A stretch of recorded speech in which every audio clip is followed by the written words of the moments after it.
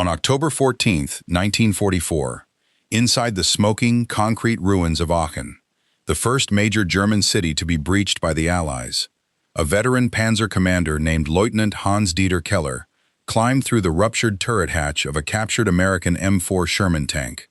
The tank belonged to the U.S. 3rd Armored Division, knocked out an hour prior by a Panzerfaust to the drive sprocket.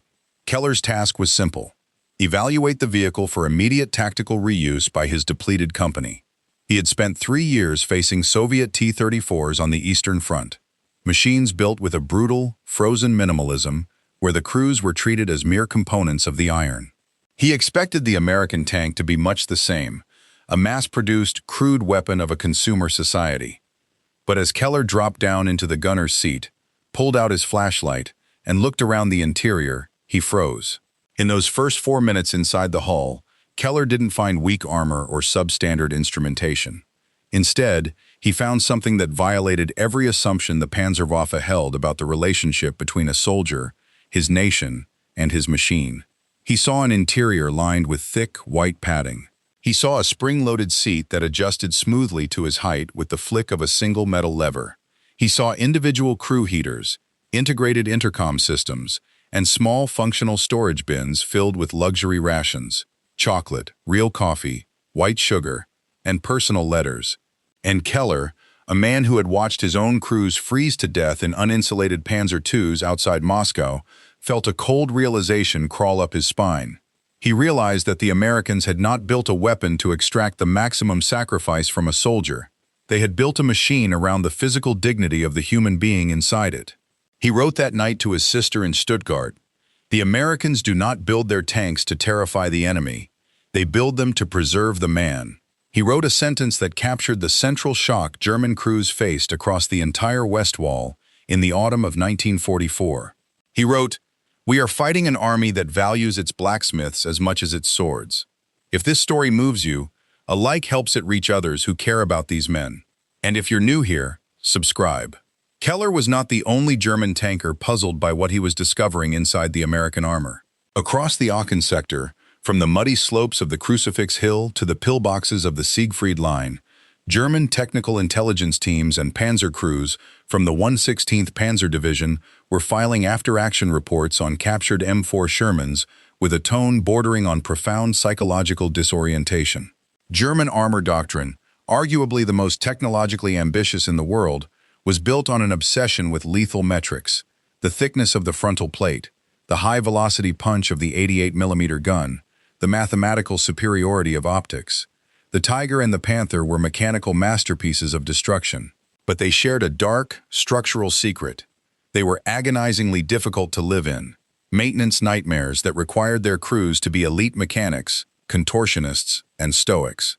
The logic was clean and proven on the steps. A tank is an instrument of fear. If the crew must suffer to make the machine deadlier, they suffer.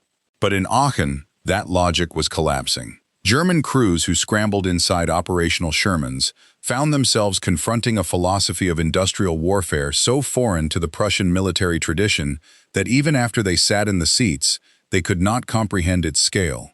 A philosophy that didn't just give the American tanker a weapon, but surrounded him with an infrastructure of survival. The reason the Germans were stunned had nothing to do with ballistic penetration. It had to do with something buried so deep in the industrial DNA of Detroit that no German engineer could replicate it under the rain of Allied bombs. But before we get to what the German crews found most terrifying about the Sherman's interior, we need to understand what they were comparing it to.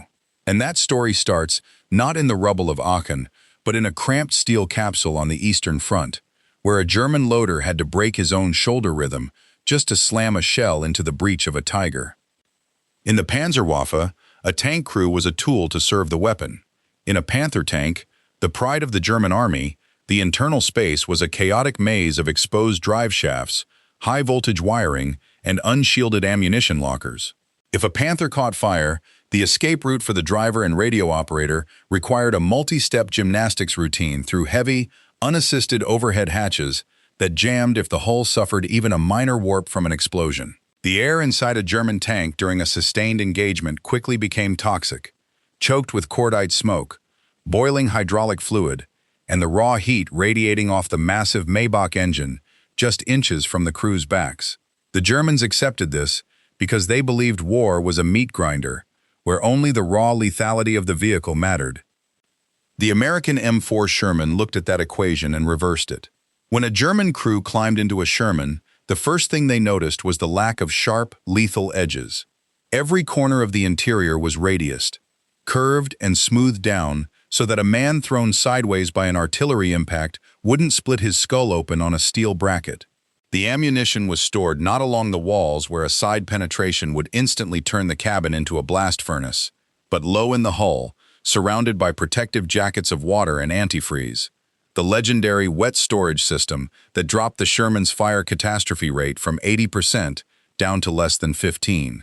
But what truly broke the German morale was the auxiliary generator, the Little Joe. In a German Panzer, if the main engine died, the turret could only be traversed by hand, requiring the gunner to furiously crank a wheel while the enemy tank lined up its shot.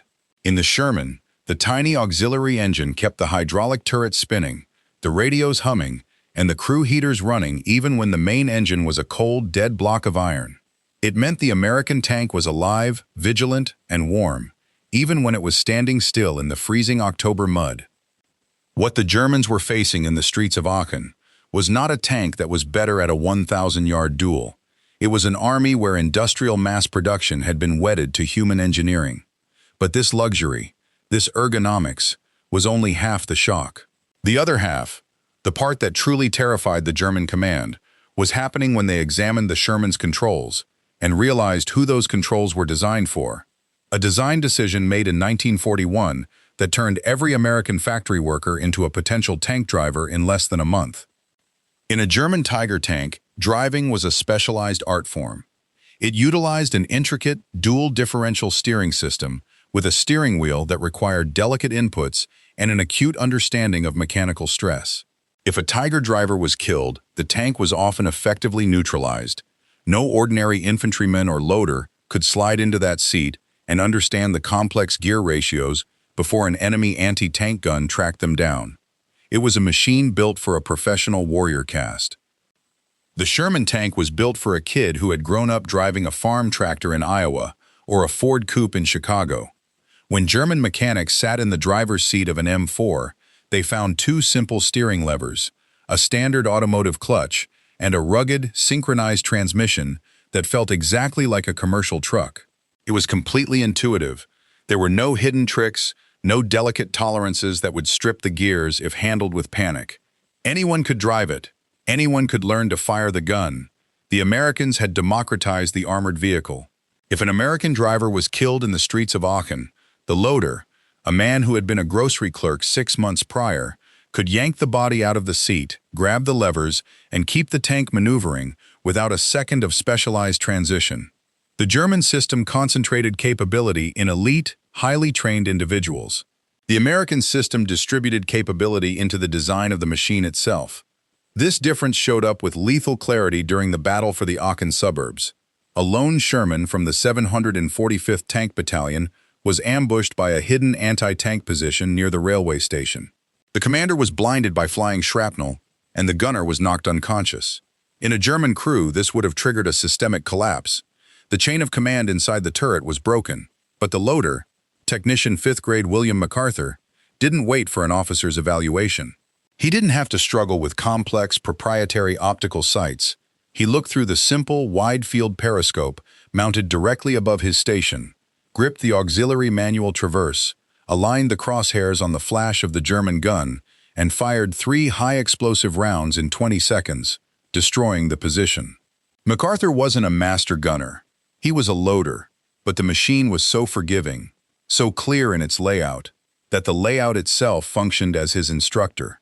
By late October, as Aachen fell into American hands, the German 7th Army compiled a secret intelligence bulletin on Allied material. Buried in the technical descriptions of the Sherman's rubber bush tracks and its gyro-stabilized gun mounts was a paragraph that looked less like military analysis and more like a confession of industrial defeat. The reporting officer noted that when an American crew abandoned a Sherman, they left behind an interior that felt like a habitable room. He wrote about finding clean blankets, medical kits that were easily accessible from the outside of the vehicle, so infantrymen could steal bandages, and standardized tools that could fix 80% of the tank's mechanical issues without a recovery vehicle. The Germans were losing not because their steel was inferior, but because their philosophy of war was obsolete. They were fighting an enemy that treated its soldiers like valuable operators of an industrial process, while Germany was treating its soldiers like fuel for a dying fire. The true weapon inside the American Sherman wasn't the 75mm shell. It was the white-painted, cushioned, heated space that told 5 ordinary young men that their country expected them to come home alive.